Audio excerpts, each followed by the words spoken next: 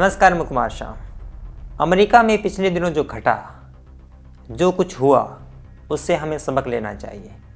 और देश में हम क्या सबक ले सकते हैं, अमेरिका की उस घटना से हम क्या सीख सकते हैं, हमारी लोकतांत्रिक प्रक्रियाओं के लिए, हमारी इस लोकतांत्रिक मुल्क की व्यवस्थाओं के लिए उस घटना से हमारे लिए क्या कुछ सीखने के लिए है। इस घटना पर मैं आऊँगा और इस पर मैं खुलकर बात भी करूँगा, लेकिन पहले हम आज के एपिसोड में, मंडे मंथन के इस एपिसोड में जो हम बात करेंगे वो ये है कि दरअसल अमेरिका के अंदर हुआ क्या। आपको बता दें कि अभी अमेरिका के अंदर राष्ट्रपति के चुनाव खत्म हुए हैं और 20 जनवरी को सत्ता का हस्तांतरण होना है। और चुनावों के नतीजे ये कहते हैं कि जो बाइडेन हैं वो जीत गए हैं और डोनाल्ड ट्रंप जो कि मौजूदा राष्ट्रपति हैं वो हार गए हैं। बुधवार को ये हुआ कि जो अमेरिका की संसद है उसके अंदर एक संवैधानिक प्रक्रिया चल रही थी। उस प्रक्रिया का मतलब ये था कि बाइडेन की जीत पर मुहर लगने वाली थी। उस प्रक्रिया को बाधित करने के लिए डोनाल्ड ट्रंप के समर्थकों की सैकड़ों की संख्या में भीड़ कैपिटल बिल्डिंग में घुस गई और उस प्रक्रिया को बाधित कर दिया। और वहाँ पर 4 लोगों की मृत्यु भी हो गई उस गहमा गहमी में। एक की गोली लगने से, कुछों की स्वास्थ्य इमरजेंसी की वजह से। और यह प्रक्रिया लोकतांत्रिक प्रक्रिया थी। और चुनावों के बाद से ही डोनाल्ड ट्रंप ये आरोप लगा रहे हैं कि चुनावों में धांधली हुई है, लेकिन उन्होंने अनेक याचिकाएं दायर की हैं, अनेक अदालतों के दरवाजे खटखटाए हैं, लेकिन हर दरवाजे से उन्हें ना हासिल हुई है। हर अदालत ने ये कहा है कि दरअसल आपके जो आरोप हैं वो आधारहीन है। उसके बावजूद डोनाल्ड ट्रंप बार बार कह रहे हैं कि वो अमेरिका को महान बनाना चाहते हैं और उनको हटाने के लिए दरअसल लोग लगे हुए हैं, वो अमेरिका के खिलाफ हैं। यह एक थियरी प्रचलित है और यह बातचीत अमेरिका के सियासी गलियारों में हो रही है। और जो प्रक्रिया हुई बुधवार को, सैकड़ों समर्थकों की भीड़ एक तरह से हमला करती है, लोगों को वहाँ से खदेड़ती है, वहाँ के सामान को अस्त व्यस्त करती है। उसके बाद से पूरी दुनिया में यह डिस्कस किया जा रहा है कि दुनिया की सबसे जो पुरानी लोकतांत्रिक प्रणाली है, जो देश है, जो डेमोक्रेसी है अमेरिका की, उसमें भी अगर ये हो रहा है तो जो नई नवेली डेमोक्रेसीज़ हैं जहाँ पर परिपक्व हो रहा है लोकतंत्र, वहाँ पर लोकतंत्र का भविष्य क्या है, यह बहस छिड़ गई है। और एक नए सिरे से इस पर डिस्कस किया जा रहा है कि दरअसल ये जो लोग कुछ आते हैं जो हार स्वीकार ही नहीं करते, जनता ने उन्हें चुना नहीं है, उसके बावजूद वो खम ठोक रहे हैं, इनका क्या नितारण हो सकता है। इस घटना के बाद से अमेरिका के वाशिंगटन में इमरजेंसी लगा दी गई है 15 दिनों की। वहाँ के मेयर ने इसकी घोषणा की, लेकिन हमें सीखना चाहिए कि वह दरअसल हुआ कैसे।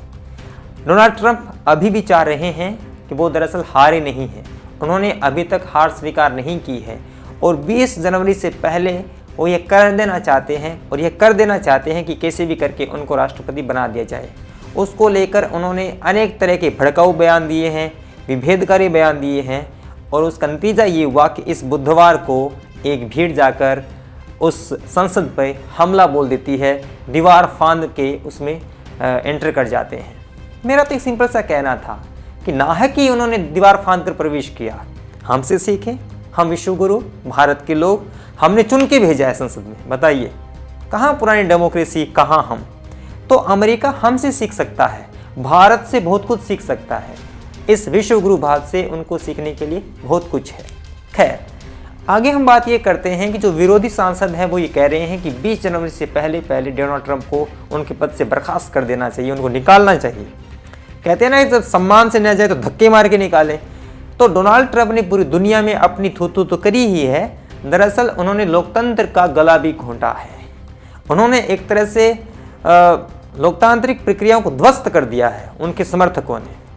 और जो वहाँ की वीडियोज़ आ रहे हैं उनसे आप ये सीख सकते हैं कि एक क्षण आता है जहाँ पर लोकतंत्र इस तरह से कुचल दिया जाता है, सारी संस्थाएं तबाह कर दी जाती हैं और जो भी प्रशासन होता है वह दरअसल असहाय हो जाता है कि जिस तरह से इतनी बड़ी संख्या में कोई व्यक्ति जबरन कब्जा करना चाहे किसी संस्थान पर, किसी देश पर, तो ऐसे हालात उपजते हैं।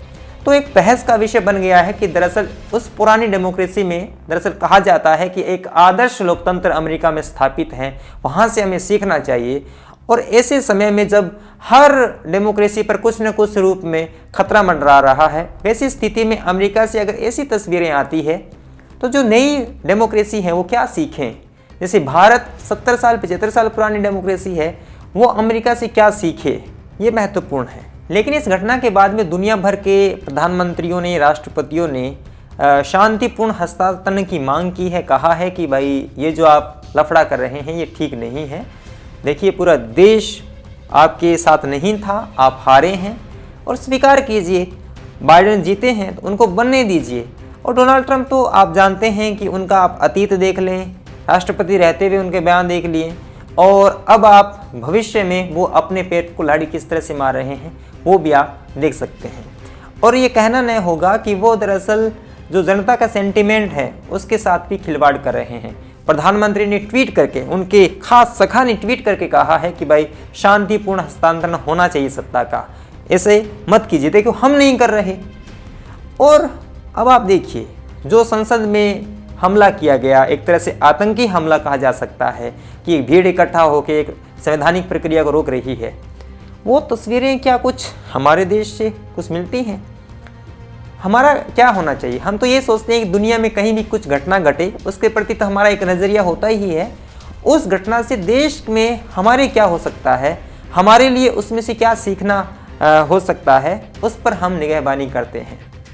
हमारे देश के अंदर अदालतों पर झंडे फहरा दिए जाते हैं भीड़ द्वारा थाने जला दिए जाते हैं। तो क्या अगला कदम ये नहीं हो सकता कि भीड़ द्वारा संसद भी कब्जा कर लिया जाए? हो सकता है, संभावना है। जब दुनिया की सबसे आदर्श, कोटम कोट कह रहा हूँ, एक आदर्श डेमोक्रेसी में, एक पुरानी डेमोक्रेसी में अगर ये हो सकता है तो हमारी डेमोक्रेसी में यह होना अवश्यंभावी है, कोई दो राय नहीं है। और ये चीज़ें क्यों घटित होती है? ये चीज़ें इसलिए घटित होती है कि उनके समर्थकों में ये भर दिया जाता है कि जो आपका नेता है वो कभी हार ही नहीं सकता, वो तो अजेय है। मीडिया उसका महिमा मंडन इस तरह से कर देती है कि हार पचती ही नहीं है। और डोनाल्ड ट्रंप के साथ भी यही हुआ है कि उनको हार पच ही नहीं रही है।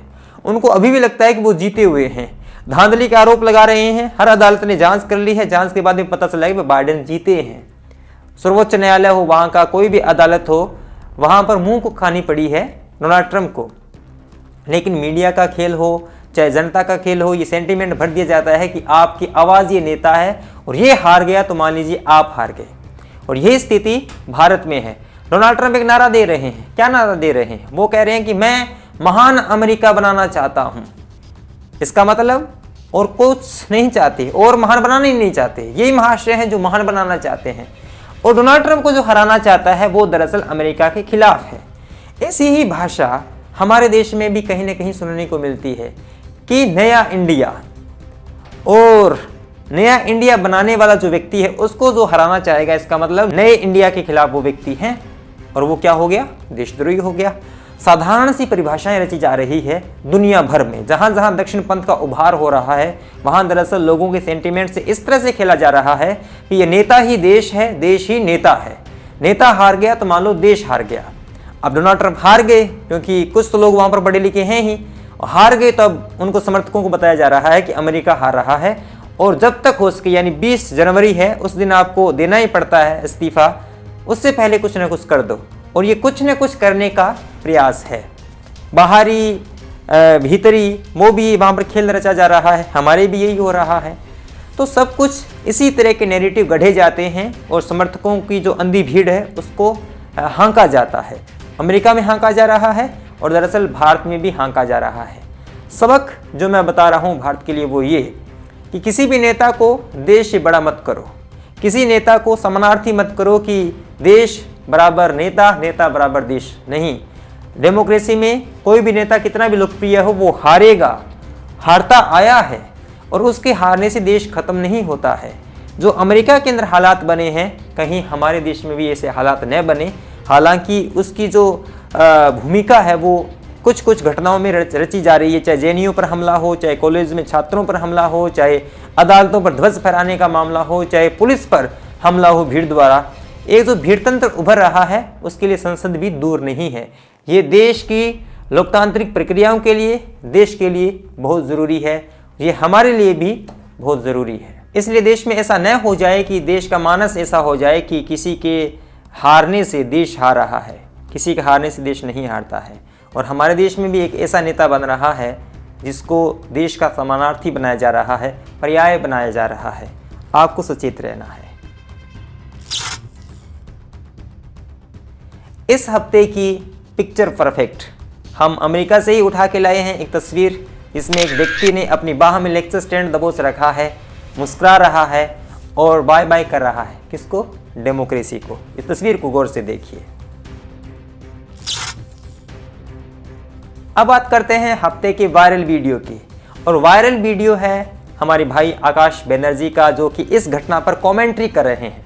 लाजवाब कमेंट्री कर रहे हैं। आप हंस सकते हैं, और जो तीखे व्यंग्य हैं आकाश के, उनको सुनिए। वॉशिंगटन में जनवरी का महीना, कुल्फी जमा देने वाली सर्दी, लेकिन लोगों में जोश और आक्रोश चले हैं कैपिटल हिल की तरफ अपने सुप्रीम लीडर को इंसाफ दिलाने। उनका कहना है कि हटाओ ये ढकोसले वाला इलेक्शन और ये नकली बाइडेन को, आएगा तो ट्रंप ही, ऐसे नहीं तो वैसे।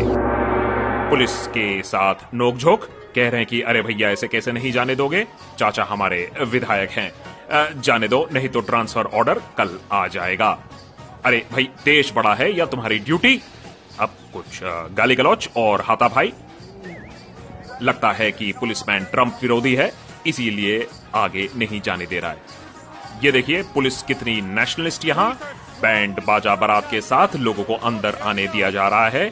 आंदे आंदे, अभी तो पार्टी शुरू हुई है। जिस बैरिकेडिंग से लोगों को रोका जा रहा था, उसी बैरिकेड से अब लोग किले की तरफ चढ़ाई कर रहे हैं। उनको ये कोई डर नहीं है कि जेल में उनको चक्की पीसिंग एंड पीसिंग करना पड़ेगा आगे जाके।